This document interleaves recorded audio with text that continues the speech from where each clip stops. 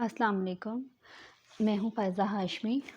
آج کی اس ویڈیو میں ہم آپ کو مسجد نبوی کی تاریخ کے بارے میں بتائیں گے، لیکن اس سے پہلے آپ سب سے گزارش ہے کہ ہمارا چینل سبسکرائب کریں۔ مسجد نبوی نبی پاک صلی اللہ علیہ وسلم جب مکہ سے ہجرت کر کے مدینہ تشریف لائے تو ان کی اونٹنی نے حضرت ایوب انصاری کے دروازے پر قیام کیا۔ اس کے سامنے 2 یتیم بچوں کا گھر تھا جنہوں نے رضاکارانہ طور پر اپنی جگہ مسجد کے نام کر دی، اور نبی پاک صلی اللہ علیہ وسلم نے خود اس عظیم مسجد کا افتتاح کیا۔ کھجور کے درختوں اور پتھروں سے دیواریں بنی، چھت کھجور کے تنوں کا بنا اور مختصر سی مسجد وجود میں آ گئی۔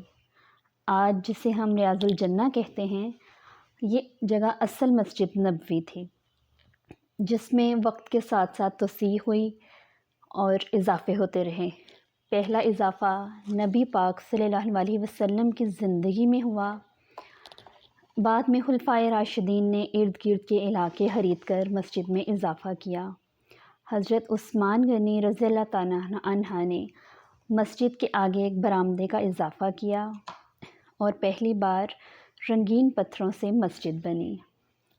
ولید بن عبد الملک کے دور میں 707 میں پہلی بار مسجد کے چاروں کونوں پر مینار بنائے گئے اور دروازوں اور چھت سونے کی ملمہ کاری کی گئی۔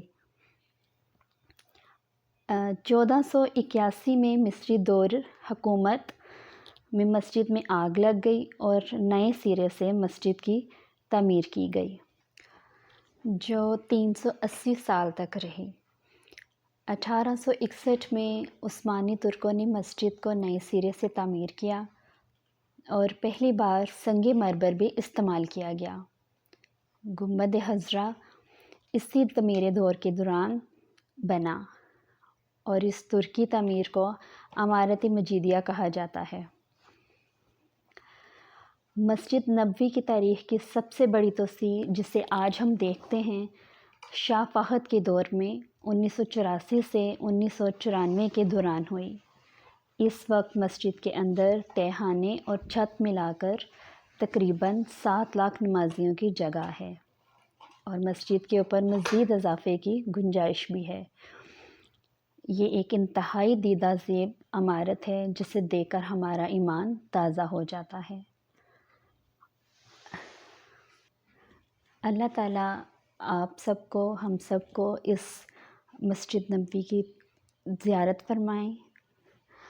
اپنی دعاؤں میں یاد رکھیے گا، اور اگر آپ کو ہماری آج کی ویڈیو پسند آئے تو پلیز لائک کریں، کمنٹ کریں اور شیئر کریں۔ انشاءاللہ آپ سے اگلی ویڈیو میں ملاقات ہوگی۔ اپنی دعاؤں میں یاد رکھیے گا۔ اللہ حافظ۔